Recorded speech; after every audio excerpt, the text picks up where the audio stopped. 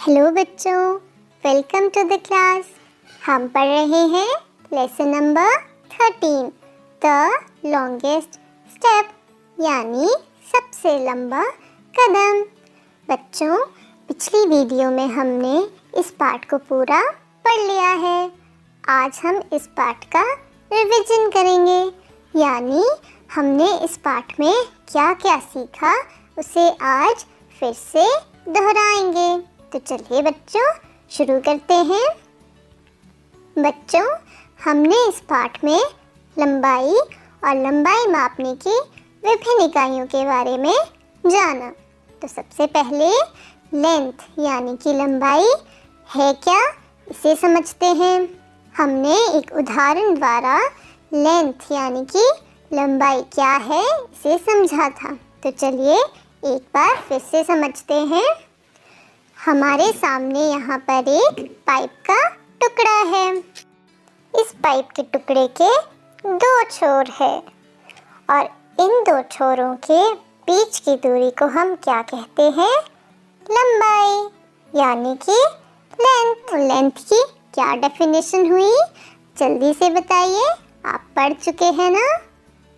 हाँ, length is the distance from one end to the other end of an object, यानी कि किसी वस्तु की लंबाई उसके दोनों छोरों के बीच की दूरी को कहते हैं। तो चलिए बच्चों, अब हम लंबाई यानी कि लेंथ मापने की विभिन्न इकाइयों को दोहराते हैं। बच्चों, जब हमारे पास किसी जगह की दूरी या लंबाई मापने के लिए कोई फुट्टा या फित्ता ना हो तो हम क्या करते हैं? हम अपने शरीर के भागों की मदद से भी किसी जगह की दूरी और वस्तु की लंबाई को माप सकते हैं। तो वैसे ही हमने इस पाठ में उन इकाइयों के बारे में जाना। तो सबसे पहली इकाई कौन सी थी बच्चों? पेस यानी कि कदम। बच्चों, आपको हाथी, खरगोश और हिरन की कहानी याद है ना? उसमें कौन जीता था? सोचो सोचो। हाँ, उसमें हाथी जीता था। ऐसा क्यों बच्चों? क्योंकि हाथी के कदम लंबे थे। तो सबसे पहली इकाई हुई पेस यानी कि कदम। दूसरी इकाई कौन सी थी बच्चों? फुट स्पैन यानी पैर का बित्ता। फिर तीसरी इकाई कौन सी थी बच्चों, बताओ? हैंड स्पैन यानी हाथ का बित्ता। अब एक और इकाई रहती है, वो कौन सी है बच्चों?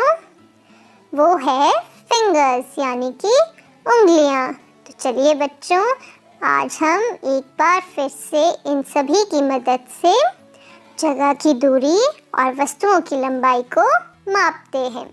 हमें इस घर से मंदिर तक की दूरी को मापना है। तो हम घर से मंदिर तक की दूरी को मापने के लिए कौन सी इकाई का इस्तेमाल करेंगे? सोचो सोचो। हाँ, पैरों के कदमों द्वारा हम इस जगह की दूरी को मापेंगे। तो चलिए बच्चों, इस जगह की दूरी को मापते हैं। 1 2 3 4 5 6 7 8 9 10 11 12 13 14 15। तो बच्चों, घर से मंदिर तक की दूरी कितने कदम आई? 15 कदम। तो हमने इस जगह की दूरी को पेस यानी कि कदमों द्वारा मापा। तो आप सभी बच्चे भी अपने घर के बाहर आंगन की लंबाई को कदमों यानी कि पेस द्वारा मापें और उत्तर अपनी वर्कशीट पर लिखें। चलिए अब आगे बढ़ते हैं और एक और इकाई की तरफ चलते हैं। अच्छा बच्चों, अगर आपके पास कोई छोटी जगह जैसे कि इस कमरे की लंबाई का पता लगाना हो तो हम कौन सी इकाई का इस्तेमाल करेंगे? हम यहाँ पर इस कमरे की लंबाई को फुट स्पैन यानी कि पैर के बित्ते द्वारा मापेंगे। चलिए बच्चों, यहाँ पर हमने रखा अपना पहला पैर और फिर दूसरा पैर।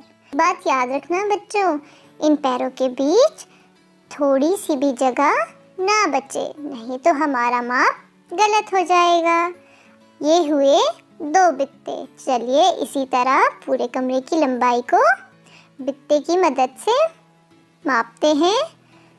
तो ये 2 बित्ते, ये 3, 4, 5, 6, 7, 8, 9, 10 और 11। तो इस कमरे की लंबाई है 11 बित्ते यानी 11 फुट स्पैन।